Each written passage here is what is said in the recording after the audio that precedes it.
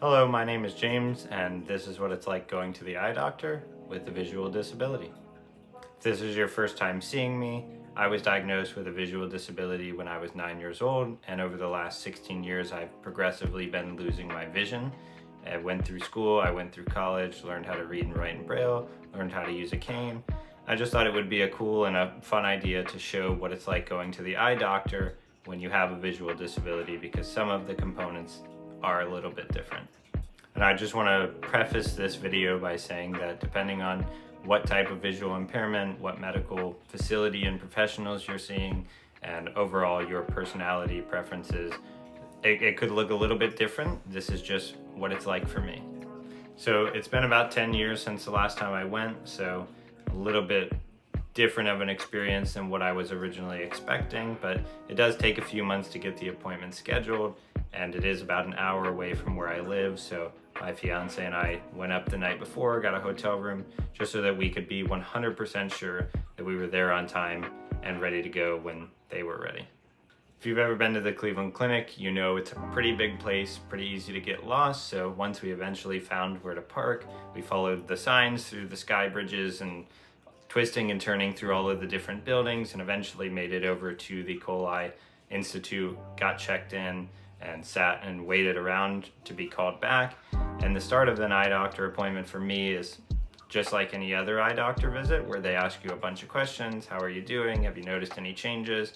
And from there, it was a few more minutes of waiting before they came back, and we started doing some of the routine testing and checking to see if any significant changes have happened since the last time I was there. All right, so starting with the routine testing, the first thing that they always do, even though I'm not technically colorblind, they always check, and the first page is fine. Typically anything after that I have a hard time seeing. I can make out some of them sometimes, but not really. From there we moved on to the distance test, where it's the screen with the letters all the way at the end of the room. Traditionally, all I can see is the giant letter E and nothing below that.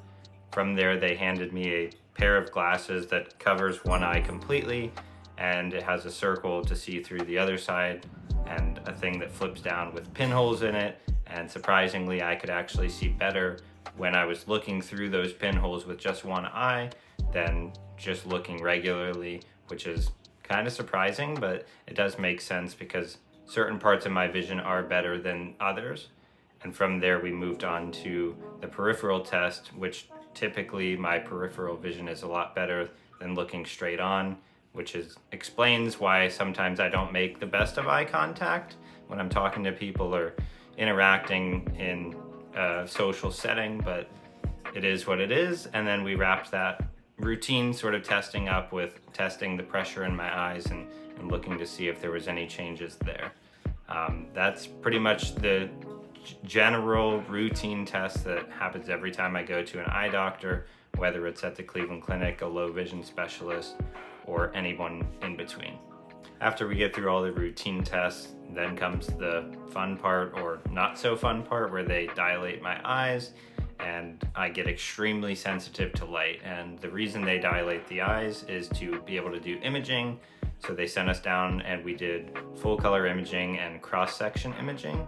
And it's essentially just a giant machine that you put your eye up against and look into this little tiny hole that has like a green crosshair sort of sensor or light that they can control and move, and have you look straight on, up and to the left, up and to the right, so that they can take pictures from different angles of the inside or the back of my eye.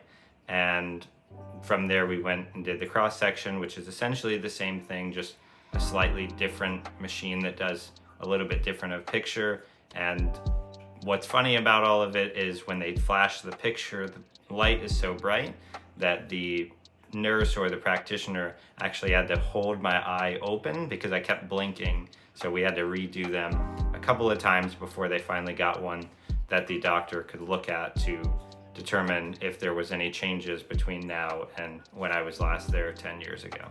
All right, so this image is of the inside of my eye, and if you see the two darker circles towards the center, the one is the retina with the lines coming off of it, and that's how it's supposed to be.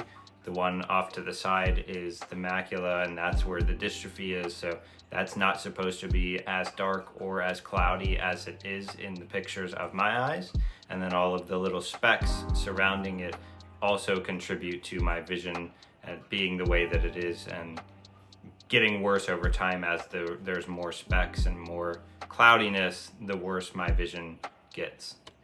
Once the images were done, we had to wait for them to process and then wait for the doctor. So we went back upstairs and sat around and waited for a few minutes before we got called back. And at that point, we actually got to talk to the doctor. He got to look at the pictures, compare them, and give me a little bit of a rundown on what's happening. So from a technical standpoint, what I have is Stargardt's disease, and it stems from a genetic mutation or some kind of change in the gene ABCA4.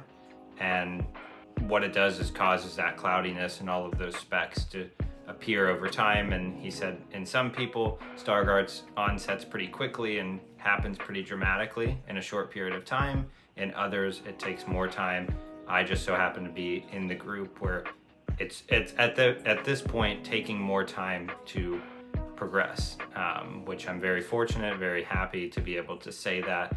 But there is no timeline on when I may or may not lose what vision I do have left. So that's a little bit up in the air at this point, but generally speaking, he was able to answer a lot of my questions about if I ever have children and what that whole thing looks like with the genetics and how all of that comes into play, what I can be expecting in the next couple of years or in the long term.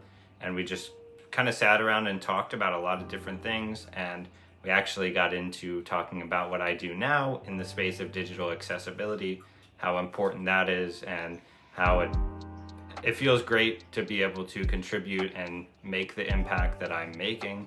And it hits really close to home. So overall, we were there for about 4-5 hours. We did a bunch of routine testing, we did imaging, and then we got to talk, ask a bunch of questions, and get answers to what the future may or may not look like.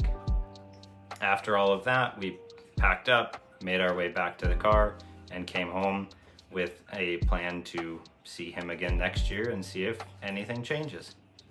So before we wrap things up, I just wanted to revisit the acuity question because a lot of people seem to ask that, and I didn't have an answer because it's been so long since I saw the eye doctor last. So normal vision is 20/20. Some people have 20/10, but generally speaking, in 2009 when I was diagnosed, my visual acuity was 20/170, and now in 2023, my visual acuity is 20/300, which is just past that threshold of legal blindness. So when I was first diagnosed, I wasn't technically there, but now I'm absolutely past that threshold where legal blindness is the most appropriate way to communicate that to other people.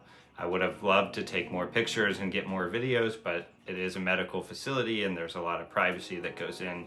So I was pretty limited on what I could capture from that experience, but hopefully me sort of talking through it and sharing from my perspective what that's like helps paint a little bit better of a picture on what it's like to see a medical professional when you live with a disability.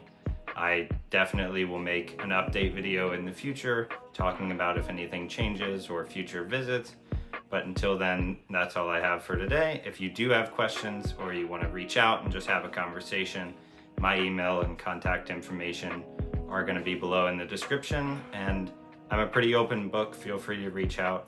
I check all of my stuff multiple times a day, so I will get back to you and we can get something scheduled. Thanks so much for watching, and I will see you in the next one.